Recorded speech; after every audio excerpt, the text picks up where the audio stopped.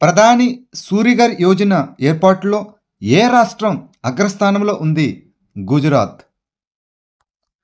ప్రధానమంత్రి సూరిఘర్ ముఫ్తు బిజిలీ యోజన కింద గృహాల పైకప్పు సౌర సంస్థాపనలకు గుజరాత్ భారతదేశంలో అగ్రగామి రాష్ట్రంగా అవతరించింది. అత్యుత్తమ పనితీరు కనబరిచిన రాష్ట్రాలలో గుజరాత్ 3,51,273 గృహాలతో మొదటి స్థానంలో ఉంది. ఉత్తరప్రదేశ్ 73,603 గృహాలతో రెండవ స్థానంలో ఉంది.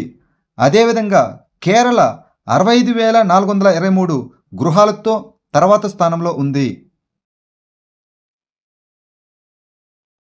సినీ రంగాల్లోనే కాకుండా సేవా కార్యక్రమాల్లోనూ ఆయన చేసిన కృషికి గాను బ్రిడ్జ్ ఇండియా సంస్థ బ్రిటన్ నుండి జీవిత సాఫల్య పురస్కారం అందుకోనున్న కథానాయకుడు ఎవరు? చిరంజీవి. చిరంజీవి మార్చి 19, 2025న యూకే పార్లమెంట్లోని హౌస్ ఆఫ్ కామన్స్లో జరిగే ఒక గొప్ప కార్యక్రమంలో ఆయన సమాజానికి చేసినటువంటి గణనీయమైన కృషికి గుర్తింపుగా ఆయనను సత్కరిస్తున్నారు. ఈ ప్రతిష్టాత్మక గుర్తింపుతో పాటు బ్రిడ్జ్ ఇండియా సంస్థ చిరంజీవికి సాంస్కృతిక నాయకత్వం ద్వారా ప్రజాసేవలో అత్యుత్తమ ప్రతిభ కనబరిచినందుకు జీవిత సాఫల్య పురస్కారాన్ని ప్రదానం చేస్తున్నది. శాంతి మరియు స్థిరత్వానికి గోల్డ్ మెర్క్యూరీ అవార్డును ఎవరు గెలుచుకున్నారు? దలైలామా. ప్రపంచ పాలన థింక్ ట్యాంకు అయిన గోల్డ్ మెర్క్యూరీ ఇంటర్నేషనల్ 14వ దలైలామా అయిన హిస్ హోలీనెస్ టెంజిన్ గ్యాట్సోకు శాంతి, అహింస, కరుణ మరియు పర్యావరణ స్థిరత్వం పట్ల ఆయన జీవితాంతం చేసిన అంకిత భావానికి గుర్తింపుగా 2025 గోల్డ్ మెర్క్యూరీ అవార్డును ప్రదానం చేసింది. ఇటీవల ప్రపంచంలో రెండవ అతిపెద్ద రోడ్ నెట్వర్క్ కలిగిన దేశం ఏది? భారతదేశం. భారతదేశం ఇటీవల ప్రపంచంలోనే రెండవ అతిపెద్ద రోడ్ నెట్వర్క్ కలిగిన దేశంగా అవతరించింది. భారతదేశం చైనాను అధిగమించి అమెరికాకు మాత్రమే వెనుకబడి ఉంది. భారతదేశం అమెరికా తర్వాత ప్రపంచంలో రెండవ అతిపెద్ద రోడ్ నెట్వర్క్ కలిగిన దేశంగా అవతరించింది. అమెరికా యొక్క రోడ్ నెట్వర్క్ వచ్చి 41,20,000 మైళ్ళ పొడవు. భారతదేశం యొక్క రోడ్ నెట్వర్క్ పొడవు 34,81,725 మైళ్ళు. చైనా యొక్క రోడ్డు పొడవు వచ్చి 26,05,409 మైళ్ళ పొడవుతో మూడవ అతిపెద్దది. రష్యా 6,10,186 మైళ్ళ పొడవుతో 7వ స్థానంలో ఉంది. ఇటీవల వార్తలో కనిపించిన తలసేమియా ఏ రకమైన వ్యాధి? ఇదొక జన్యు రక్త రుగ్మత. అధిక చికిత్స ఖర్చుల కారణంగా తలసేమియా రోగులకు నెలవారీ పెన్షన్ను పెంచడం మరియు దారిద్ర్య రేఖకు ఎగువన ఉన్న వారికి విస్తరించడం గురించి ఆంధ్రప్రదేశ్ పరిశీలిస్తున్నది. ప్రస్తుతం ఎన్టీఆర్ వైద్య సేవా పథకం కింద దారిద్ర్య రేఖకు దిగువన ఉన్న రోగులకు చికిత్స అందించబడుతున్నది. తలసేమియా అనేది జన్యుపరమైన రక్త రుగ్మత. ఇక్కడ శరీరం తగినంత హిమోగ్లోబిన్ను ఉత్పత్తి చేయలేకపోతున్నది. ఇది తీవ్రమైన రక్తహీనతకు దారితీస్తున్నది. Astra beyond visual range air to air క్షిపణి అనగా BVRAMను ఏ సంస్థ రూపొందించి అభివృద్ధి చేసింది? రక్షణ పరిశోధన మరియు అభివృద్ధి సంస్థ DRDO. ఒడిశాలోని చంద్పూర్ నుండి లైట్ కంబాట్ ఎయిర్ క్రాఫ్ట్ అనగా LCA AF-MK1 ప్రోటోటైప్ నుండి ఏరోనాటికల్ డెవలప్మెంట్ ఏజెన్సీ భారతదేశపు Astra beyond visual range air to air క్షిపణి అనగా BVRAMను విజయవంతంగా పరీక్షించింది. ఈ అస్త్రా క్షిపణి ఎగిరే లక్ష్యాన్ని నేరుగా ఢీకొట్టి దాని ఖచ్చితత్వం మరియు ప్రభావాన్ని నిరూపించింది. Defence research and development organisation అనగా DRDO అభివృద్ధి చేసిన అస్త్ర అధునాతన మార్గదర్శకత్వం మరియు నావిగేషన్ వ్యవస్థలతో 100 కిలోమీటర్ల కంటే ఎక్కువ దూరంలో ఉన్న లక్ష్యాలను ఢీకొట్టగలదు. ప్రపంచవ్యాప్తంగా మహిళల అతిపెద్ద సమావేశాలలో ఒకటైన అటుకల్ పొంగల్ ఎక్కడ నిర్వహించబడింది? కేరళ. కేరళలోని తిరువనంతపురంలోని అటుకల్ భగవతి ఆలయంలో అటుకల్ పొంగల్ పండుగ మహిళల ప్రధాన మతపరమైన సమావేశాన్ని ఏటా నిర్వహిస్తారు. తిరువనంతపురంలో జరిగే ప్రఖ్యాత అటుకల్ పొంగల్ ఉత్సవంలో లక్షలాది మంది మహిళలు పాల్గొంటారు. భారతదేశంలో డోల్ ఫెస్టివల్ ఎక్కడ నిర్వహించబడుతుంది? బార్పేట, అస్సాం రాష్ట్రంలో. అస్సాంలో డోల్ పూర్ణిమను డోల్ ఉత్సవంగా జరుపుకుంటారు. భక్తులు కృష్ణుడు మరియు రాధ విగ్రహాలను ఉయ్యాలపైకి తీసుకెళ్లి గ్రామాల గుండా ఊరేగించడం ద్వారా జరుపుకుంటారు. సాంప్రదాయ పాటలు మరియు నృత్యాలు ప్రదర్శించబడతాయి. అదేవిధంగా ఈ పండుగ తరచుగా పంట కాలాన్ని సూచించే బిహు వేడుకలతో సమానంగా ఉంటుంది. ఇటీవల మాతో నగరంగు అని పిలువబడే వార్షిక సన్యాసుల పండుగ ఎక్కడ ప్రారంభమైంది? లడఖ్ ప్రాంతంలో. దైవారాధనల పండుగ అని పిలువబడే వార్షిక సన్యాసుల పండుగ మాతో నగరంగు లడఖ్లో ప్రత్యేకంగా మాతో ఆశ్రమంలో ప్రారంభమైంది. ఈ మాతో నాగరంగ్ అనేది టిబెటన్ క్యాలెండర్ యొక్క మొదటి నెల 14 మరియు 15వ రోజులలో జరుపుకునే 2 రోజుల పండుగ. ఈ పండుగ లడఖ్లోని శాక్య స్కూల్ ఆఫ్ టిబెటన్ బౌద్ధ మతంలో భాగమైన మాతో ఆశ్రమంలో జరుగుతుంది. ఈ పండుగను వరాకెల్ ఫెస్టివల్ అని కూడా పిలుస్తారు. ఏ రాష్ట్ర అసెంబ్లీ సెర్చ్ ఇంజిన్ను ప్రారంభించింది? పంజాబ్. 1947 నుండి ఇప్పటి వరకు పంజాబ్ అసెంబ్లీ చర్చలు లేదా ప్రొసీడింగ్లను యాక్సెస్ చేయడానికి పంజాబ్ శాసనసభ తన సెర్చబుల్ ఇంజిన్ను ప్రారంభించింది. ఈ ఇనిషియేటివ్తో రాష్ట్ర అసెంబ్లీ దేశంలో ఇటువంటి ప్రాజెక్టును ప్రారంభించిన మొదటి విధాన సభగా అవతరించింది. ఇది ఏదైనా అంశంపై పరిశోధన చేయడానికి మరియు చర్చలు లేదా ప్రొసీడింగ్ల నుండి ఏదైనా వాస్తవాన్ని కనుగొనడంలో సహాయపడుతుంది.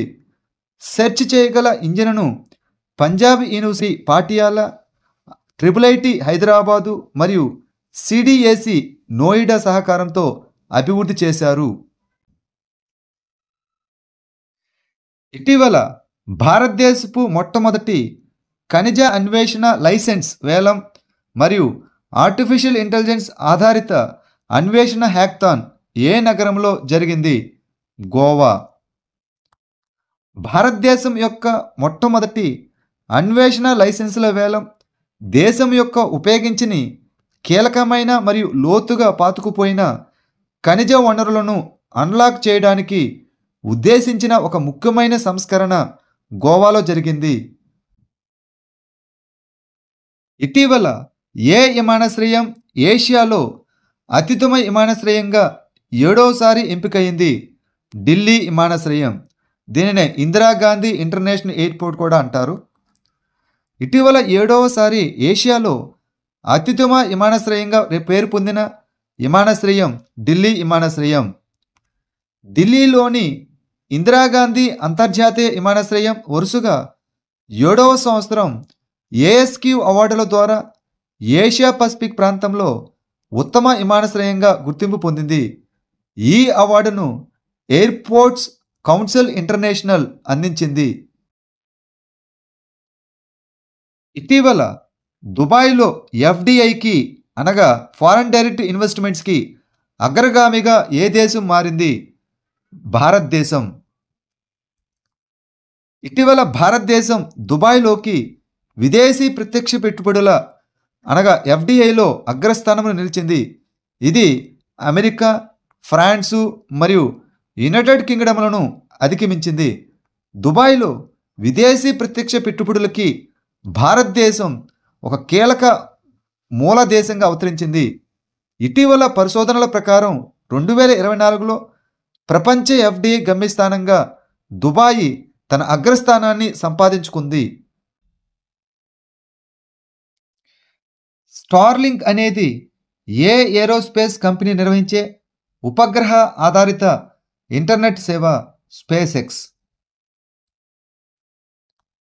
భారతదేశంలో బ్రాడ్బ్యాండ్ అందించడానికి ఎయిర్టెల్ మరియు జియో స్పేస్ ఎక్స్ యొక్క ఉపగ్రహ ఇంటర్నెట్ సేవ అయిన స్టార్లింక్తో భాగస్వామ్యం కుదుర్చుకున్నాయి. ఈ స్టార్లింక్ అనేది స్పేస్ ఎక్స్ నిర్వహించే ఉపగ్రహ ఆధారిత ఇంటర్నెట్ నెట్వర్క్ మరియు ఎలోన్ మస్క్ దీనిని స్థాపించారు. దీనిని 2019లో ప్రారంభించారు. ఇది ప్రపంచవ్యాప్తంగా ముఖ్యంగా మారుమూల ప్రాంతాలలో హై స్పీడు తక్కువ లేటెన్సీ ఇంటర్నెట్ను అందించాలని లక్ష్యంతో పెట్టుకుంది.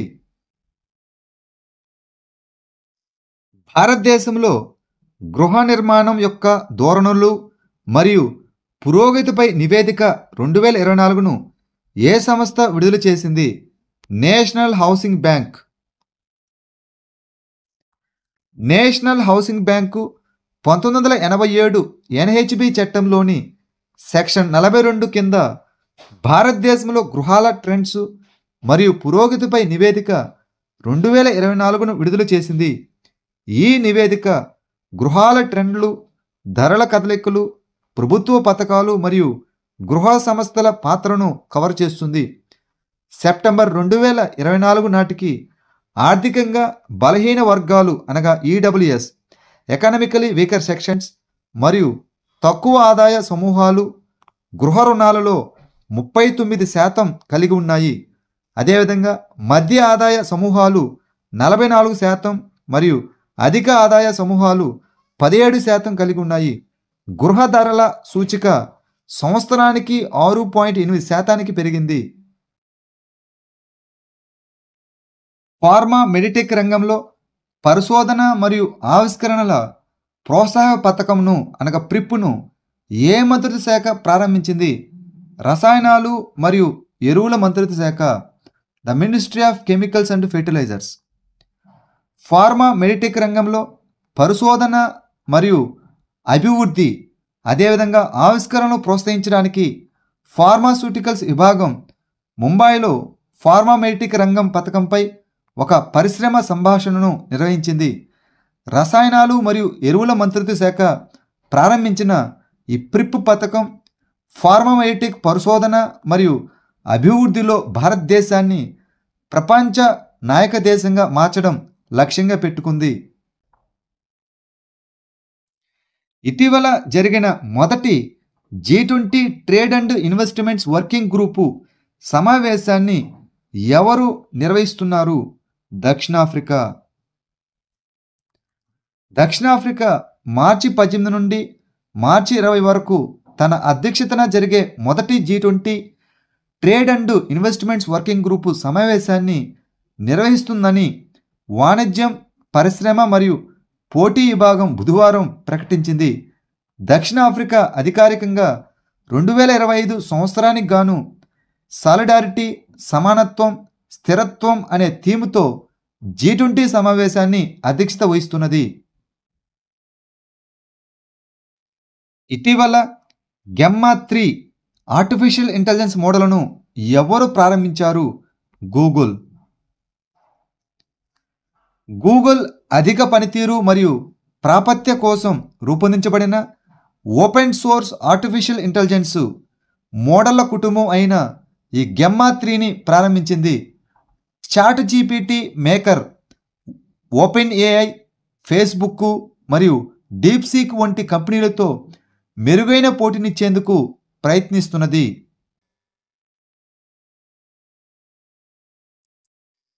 యునైటెడ్ అరబ్ ఎమిరేట్స్ ఏ దేశంలో 10 అత్యాధునిక ప్రసూతి మరియు పిల్లల కేంద్రాలను ఏర్పాటు చేస్తున్నట్లు ప్రకటించింది? ఆఫ్ఘనిస్తాన్ దేశంలో. యునైటెడ్ అరబ్ ఎమిరేట్స్ అనగా UAE ఆఫ్ఘనిస్తాన్ అంతటా 10 అత్యాధునిక ప్రసూతి మరియు పిల్లల కేంద్రాలను స్థాపించడానికి ఒక పరివర్తన ప్రాజెక్టును ప్రారంభించింది. యుఏఈ వ్యవస్థాపకుడు దివంగత Sheikh Zayed bin Sultan Al Nahyan యొక్క మానవతా దృక్పథం ద్వారా మార్గనిర్దేశం చేయబడి యుఏఈ అధ్యక్షుడు Sheikh Mohamed bin Zayed Al Nahyan మద్దతుతో ఈ ఇనిషియేటివ్ ఆఫ్ఘనిస్తాన్లో స్థిరత్వం, అభివృద్ధి మరియు శ్రేయస్సును పెంపొందించడంతో పాటు కీలకమైన ఆరోగ్య సంరక్షణ అవసరాలను తీర్చడం లక్ష్యంగా పెట్టుకుంది. ఇటీవల వార్షిక సెయింట్ ఆంథోనీ ఉత్సవం ఎక్కడ ప్రారంభమైంది? శ్రీలంక దేశంలో కచతీవులోని ఆంటోనీ చర్చి ఉత్సవం. ఇది భారతదేశం మరియు శ్రీలంక రెండింటి నుండి యాత్రికులను, ప్రధానంగా మత్స్యకారులను ఆకర్షిస్తుంది. కచతీవు అనేది భారతదేశం మరియు శ్రీలంకలను కలిపే పాక్ జలసంధిలోని ఒక ద్వీపం. ఇటీవల దేశంలో మొట్టమొదటి శాశ్వత కళాగ్రామం ఏ నగరంలో నిర్మించబడుతున్నది? ప్రయాగరాజ్, ఉత్తరప్రదేశ్. ప్రయాగరాజు త్వరలో దేశంలోనే మొట్టమొదటి శాశ్వత కళా గ్రామాన్ని కలిగి ఉంటుంది. ఇది కళ మరియు సంస్కృతిని భారీ స్థాయిలో ప్రోత్సహిస్తుంది.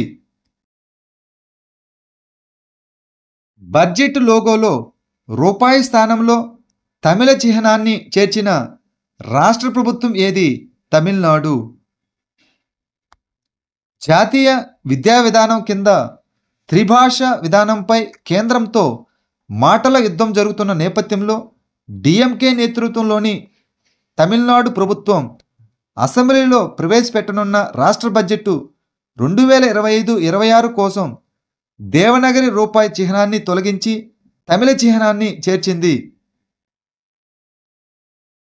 ఇటీవల ఎవరు శక్తి అక్షరాస్యత ప్రచారాన్ని అనగా ఎనర్జీ లిటరసీ క్యాంపెయిన్ను ఎవరు ప్రారంభించారు?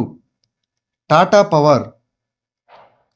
భారతదేశంలోని అతిపెద్ద ఇంటిగ్రేటెడ్ పవర్ కంపెనీలలో ఒకటి మరియు గ్రీన్ ఎనర్జీ సొల్యూషన్లో అగ్రగామిగా ఉన్న టాటా పవర్ సౌరశక్తి వినియోగం గురించి అవగాహన కల్పించడానికి మరియు పాఠశాల విద్యార్థులలో పర్యావరణ స్పృహతో కూడినటువంటి పద్ధతులను ప్రోత్సహించడానికి భారతదేశంలో అతిపెద్ద ఇంధన అక్షరాస్యత ఉద్యమమైన క్లబ్ ఎనర్జీ ఎకో క్రూను ప్రారంభించింది.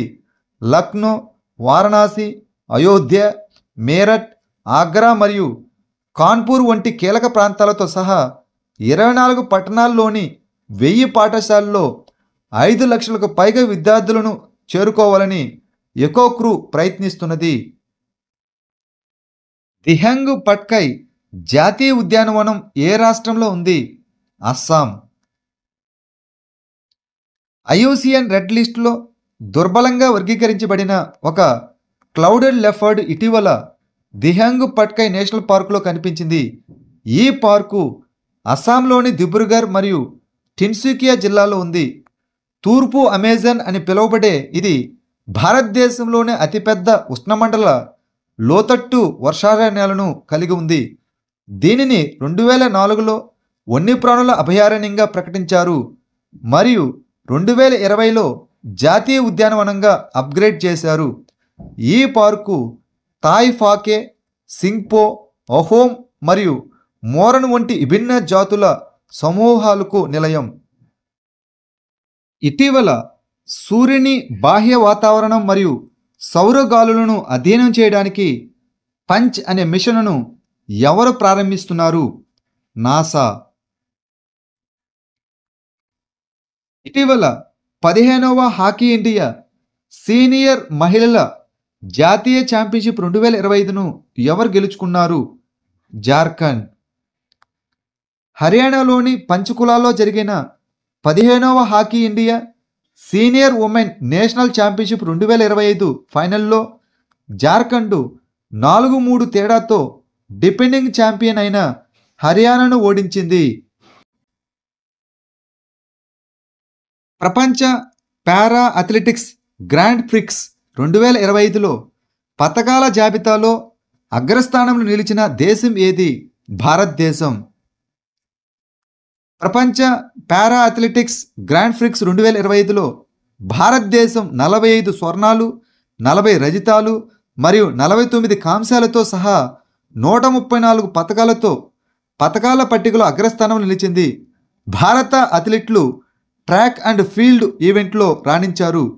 గ్లోబల్ పారా అథ్లెటిక్స్లో తమ బలాన్ని నిరూపించుకున్నారు. ఈ ఈవెంటు న్యూఢిల్లీలో జరిగింది. పిఎం యువ పథకం యొక్క 3వ ఎడిషన్ను ఏ మంత్రిత్వ శాఖ ప్రారంభించింది? విద్యా మంత్రిత్వ శాఖ, ద మినిస్ట్రీ ఆఫ్ ఎడ్యుకేషన్. 30 ఏళ్లలోపు యువ రచయితలకు మార్గదర్శకత్వం వహించడానికి ప్రధానమంత్రి యువ రచయితల మార్గదర్శకత్వం కోసం ప్రధానమంత్రి పథకం అనగా పిఎం యువ 3.0 పథకం యొక్క 3వ ఎడిషన్ను విద్యా మంత్రిత్వ శాఖ ప్రారంభించింది. నేషనల్ బుక్ ట్రస్ట్ అనగా ఎన్బిటి ఇండియా పిఎం యువ 3.0ని అమలు చేస్తుంది. ఫిలిబిత్ టైగర్ రిజర్వ్ అనగా పిటిఆర్ ఏ రాష్ట్రంలో ఉంది? ఉత్తరప్రదేశ్.